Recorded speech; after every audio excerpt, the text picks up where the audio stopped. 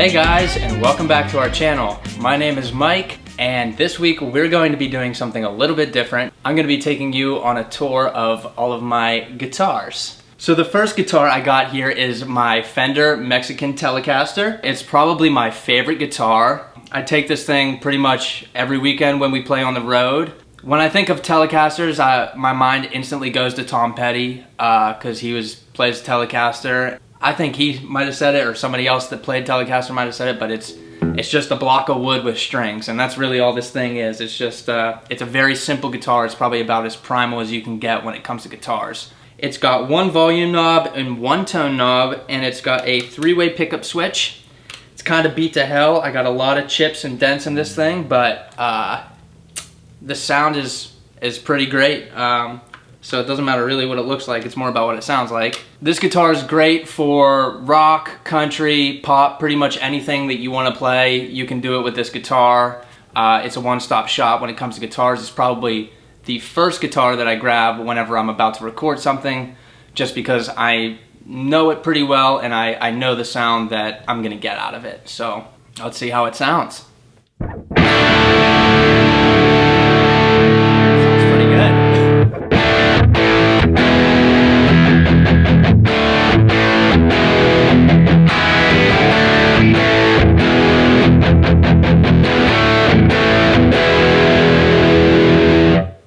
So as you can tell, it's got a nice overdriven sound. It doesn't sound like it breaks up. It's pretty smooth. It's got a great clean sound as well.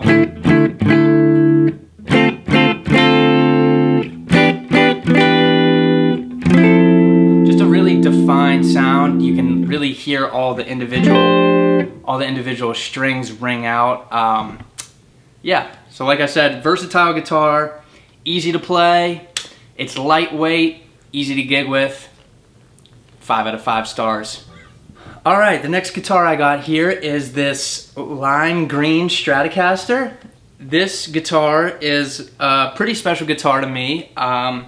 This was actually a build-a-guitar that me and my dad worked on together. It's not actually a Fender Stratocaster. The only authentic part about it is the neck here. Funny story about this guitar, or at least the other guitar that had this neck. We were playing a show once in Memphis, and back in the day, whenever I didn't have a guitar stand, I just set my guitar right up against my amp. I think I was out singing or rapping at the front of the stage, and I heard a big boom. My guitar was laying on the ground like this, and the entire neck was disconnected from the body, so we had to find a quick fix for that night. But that neck made it onto this guitar. It actually wasn't broken. When I think of Stratocasters, I think of the old classic funky stuff that you'd listen to, like Chic. I also think of like Jimi Hendrix and John Mayer. So the Strat has a pretty versatile range as well. I think it just depends on how you play it and what you're trying to get out of it. I usually pick up the Strat for things that are gonna be like funky or super clean. I just like the tone that you get with the high end. It's got a really nice warmth in the high end range. So let me play something for you and you can kind of see what I'm talking about.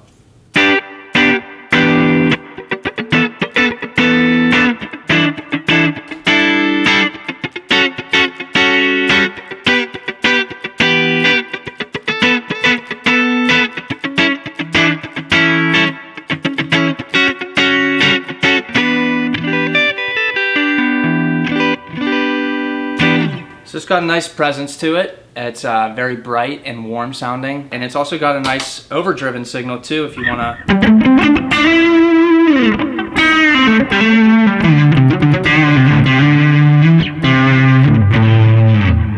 to take a sweet solo. You can do that too.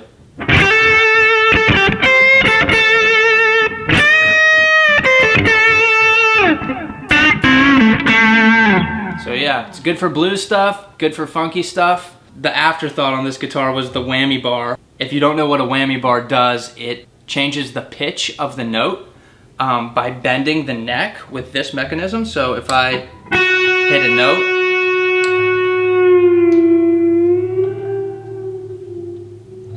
yeah, and you gotta move your eyes too, or else it doesn't work.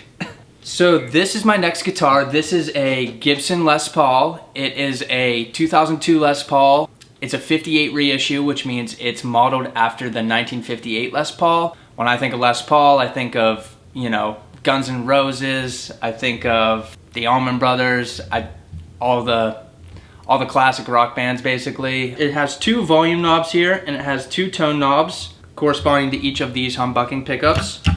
I don't play this guitar that much. For most of the stuff that we do, I like something a little bit more versatile and also something a little bit lighter. This guitar is by far the most heaviest guitar that I own, and if you have a 3-hour gig, you definitely do not want to be wearing this thing the whole time. So I tend to leave this one at home, and I will pull it out for you know, certain songs if we're doing something heavy, or if I just want that classic sound, I'll go for the Les Paul.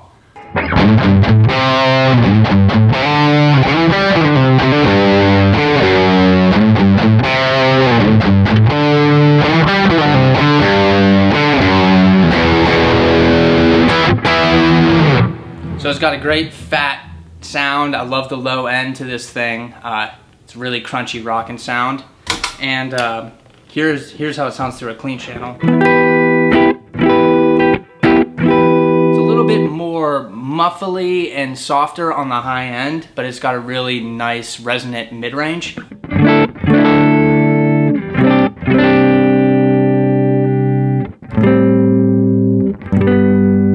Really nice sounding guitar. The next guitar I have here is my Paul Reed Smith P22. It is a 22 fret guitar, and the P stands for piezo because it has a piezo pickup built in. This guitar can sound like your standard electric guitar, or it could double as an acoustic guitar if you needed it to. The other cool thing about Paul Reed Smith guitars are they have these really sweet bird inlays, and it's just a beautiful guitar to look at. I haven't played this guitar much on tour, however, I took this out last weekend and I was just blown away. This might be my new guitar on the road. It's super light and it's comfortable to wear.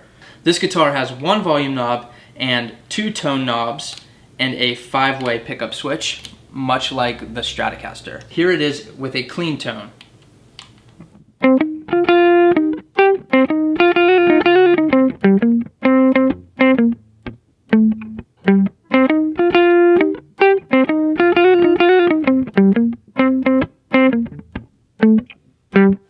And here's how it sounds with a distorted sound.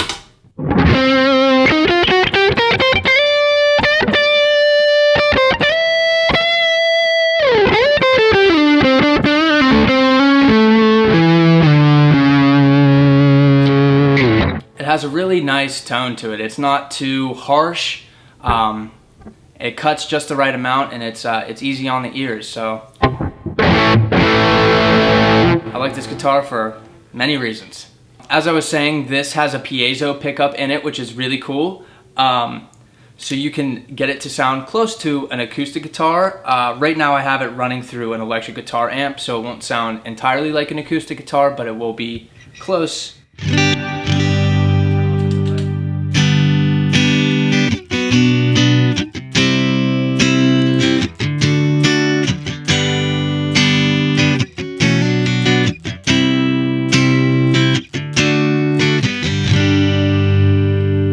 Sound. If you're on the road and you need an acoustic sound, instead of bringing an acoustic guitar, this is an easy option. All right, guys, this is the last guitar that I am going to show you. This is actually my very first guitar, my first real guitar that I've ever owned. This is a PRS SE single cut. Much like the last PRS, except this is like made in Korea, so it's not as expensive as the other one. When I bought the guitar, it had more of a sunburst finish, and it was like an orange-red color. And in I think this last year, we painted it this cool sparkly blue color to make it look like an old GM car. Which it definitely does. This guitar's it's pretty great. It's a simple guitar, 2 knobs and 1 switch, 1 volume, 1 tone, and then a 3-way pickup switch to control the humbucking pickups. This particular PRS doesn't have the bird inlays, although it does have some cool crescent moon inlays, which I also like. This guitar is a little lighter than the Les Paul, but it's also a little heftier than some of my other guitars, so I tend to leave this one at home too. Whenever I think of PRS, I think of Carlos Santana. He's one of my favorite guitar players, and I like to emulate his sound whenever I take solos sometimes, so if you have a PRS, you can definitely get that sound. You just need the fingers to do the rest. Super easy to play, reliable, versatile. Yeah, like I said, I got this when I was 16, so I've definitely written and played a lot of songs on this thing.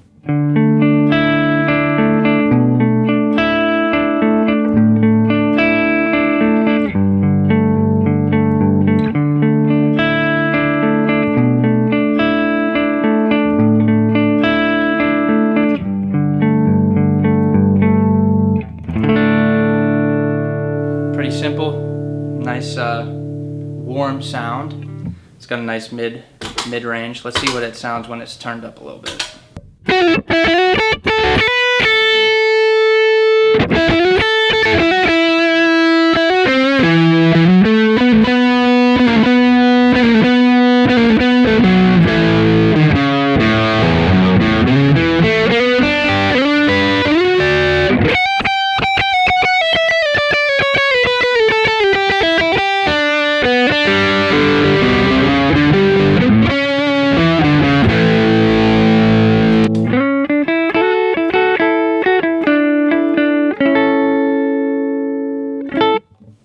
So there you go.